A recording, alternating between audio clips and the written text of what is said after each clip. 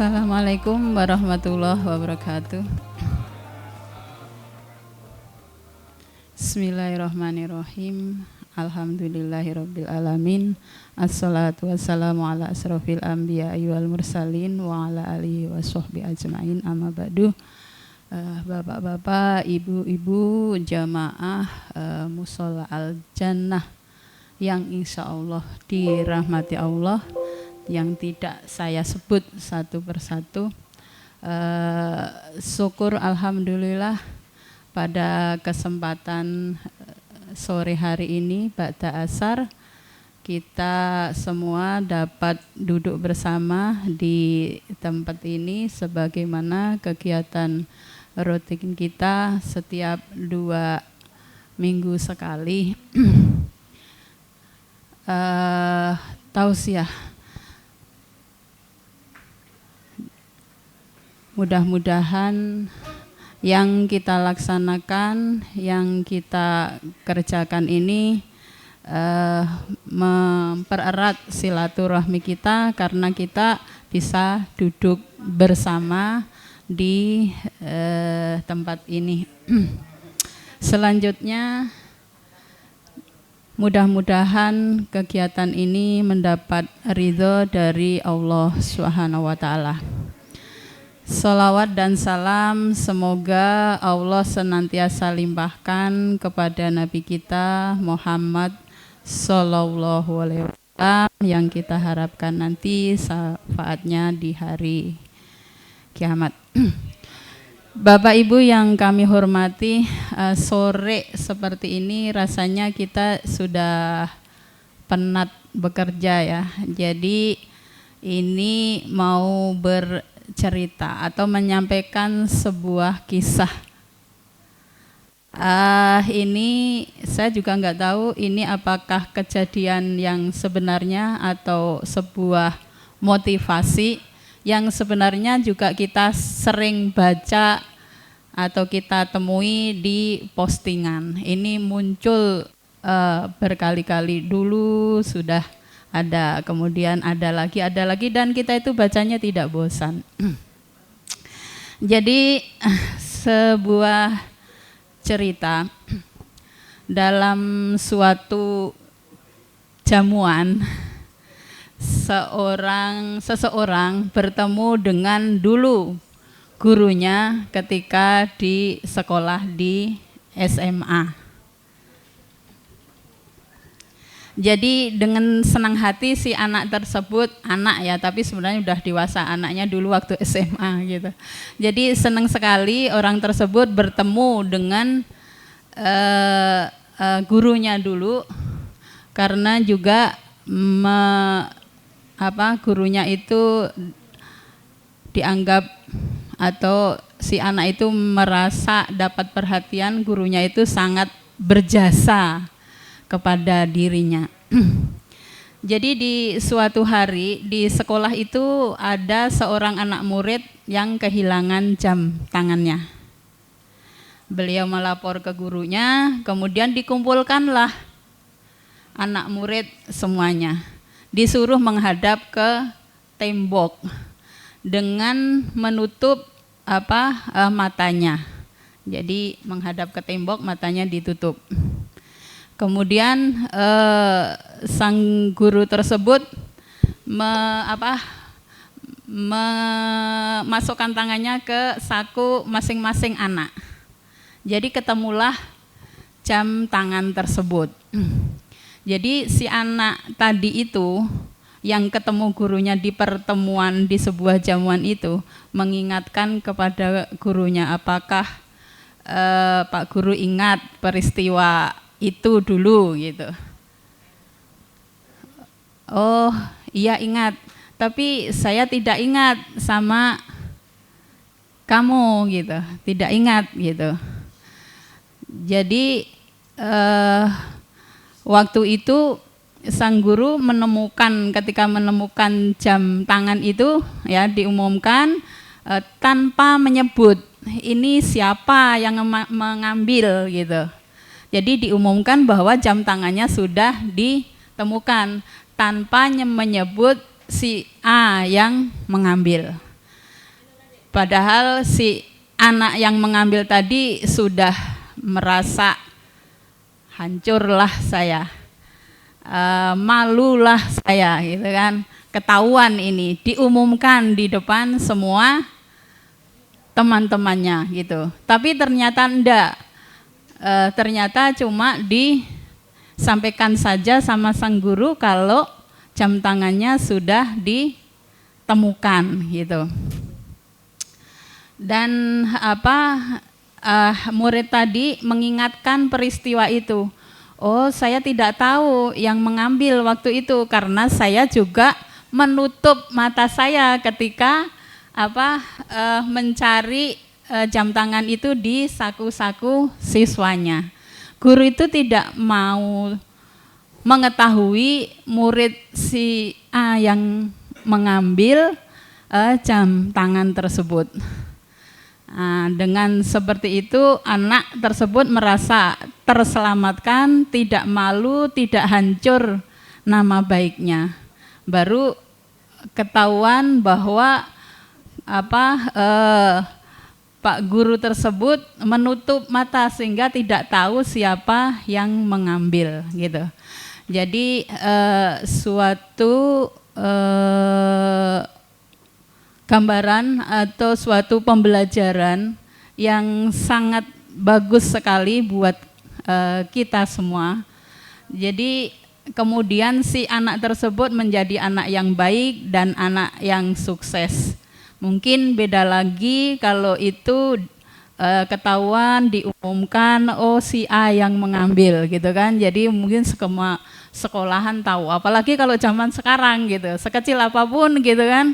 Jadi bisa dengan mudah tersebar kemana-mana. Kalau yang tersebar itu kebaikan, yang bisa menebarkan kebaikan. Tetapi kalau yang tersebar itu jelek, akhirnya membuat orang malu dan juga mungkin juga walaupun memang salah mengambil akan sakit hati.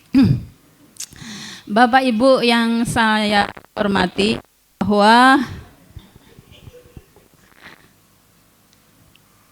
kita manusia ternyata senang kalau aibnya itu ditutupi, walaupun kita itu berbuat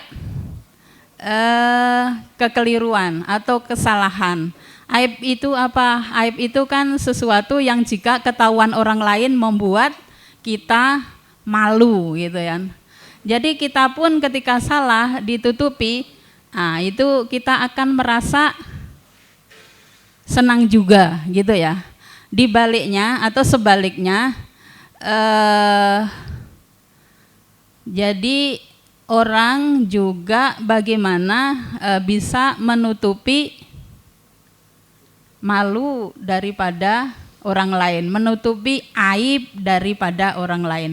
Ini kayaknya seperti hal yang mudah dan ringan dalam pergaulan kita sehari-hari. Tapi dalam prakteknya tidak semudah dan sesederhana itu. Bahwa itu membutuhkan pengetahuan, membutuhkan ilmu, membutuhkan pengetahuan agama yang sangat baik gitu. Jadi Bapak Ibu yang kami hormati, bahwa tidak ada orang yang tidak punya aib. Kalau saat ini aib kita tidak kelihatan, itu adalah karena Allah masih menutupi aib kita gitu. Jadi dengan kita senantiasa menutupi aib orang lain, mudah-mudahan Allah senantiasa menutupi aib kita juga. Bahwa Rasulullah SAW pernah juga semacam ada kejadian ketika Rasulullah SAW makan bersama sahabatnya itu, makan daging unta. Dalam sebuah hadis itu diceritakan seperti itu. Lagi enak-enaknya makan, jadi ada sahabat itu yang terlepas angin. Terlepas angin itu kentut, dan kentutnya itu baunya sangat bau gitu ya, sangat bau. Tapi orang nggak berani, ya, orang nggak berani mengaku atau mencari atau menuduh siapa yang kentut itu. Tentu kita kan lagi makan enak-enak, ada bau yang menyengat gitu, yang tiba-tiba kan nggak nyaman gitu. Tapi nggak ada yang berani, siapa yang ini, siapa gitu kan. Tetapi mukanya pada nggak enak lah gitu ya, tengah makan seperti itu nggak enak. Ada bau yang sangat menyengat. Kemudian setelah itu terdengarlah azan maghrib. Kemudian Rasulullah berkata bahwa yang mau sholat maghrib wudhu, gitu ya, wudhu. Dengan kan orang sahabat tentu mau sholat maghrib semua, tentu wudhu semua. Jadi tidak ketahuanlah siapa tadi yang kentut gitu. Jadi ya begitu mulianya ya. Kayaknya itu seperti sederhana, tetapi begitu mulianya tindakan contoh Rasulullah terhadap sahabatnya tersebut gitu. Sehingga sahabat yang kentut tadi juga nggak ketahuan siapa, dan juga tidak malu, dan juga tidak menjadi tuduhan orang yang lagi perjamuan makan gitu. Bapak Ibu yang saya hormati, bahwa mencontoh Rasulullah adalah suatu hal yang harus kita laksanakan, kita tingkatkan dari waktu ke waktu. Jadi apa yang dicontohkan Rasulullah sangat mulia dari sisi kita pertemanan, dari sisi kita menghadiri jamuan, gimana kita bersikap ketika ada peristiwa yang tidak mengenakan. Kebanyakan orang kan sibuk mencari siapa tadi yang berbuat tidak pantas, tidak wajar, yang berbuat aib gitu ya. Tapi dengan pemahaman agama yang semakin baik, insya Allah kita bisa mengamalkan apa-apa yang telah dicontohkan oleh Rasulullah SAW, sehingga pertemanan kita sesama Muslim, sesama teman sendiri itu menjadi semakin baik. Jadi kesimpulannya bahwa dalam suatu hadis dikatakan bahwa barang siapa yang menutupi aib seorang muslim, maka Allah akan menutupi aibnya kelak di hari kiamat.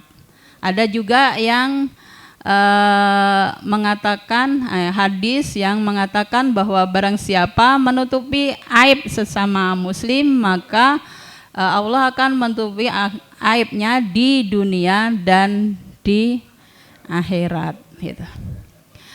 Bapak Ibu yang kami hormati, mari kita senantiasa untuk meningkatkan pengamalan ya, selain ilmu juga pengamalan kita, ilmu agama kita, penerapannya, sehingga di dalam pergaulan itu akan menjadi enak, menjadi nyaman, menjadi adem, menjadi damai gitu. Tidak ada orang yang tidak berbuat salah, tidak ada orang yang tidak mempunyai aib. Akan tetapi ketika kita saling menutupi aib saudara-saudara kita, fa insya Allah, Allah juga akan menutupi aib kita. Barangkali itu saja sedikit yang saya sampaikan. Mudah-mudahan bermanfaat untuk saya dan untuk kita semua. Billahi taufik wal hidayah. Wassalamualaikum warahmatullahi wabarakatuh.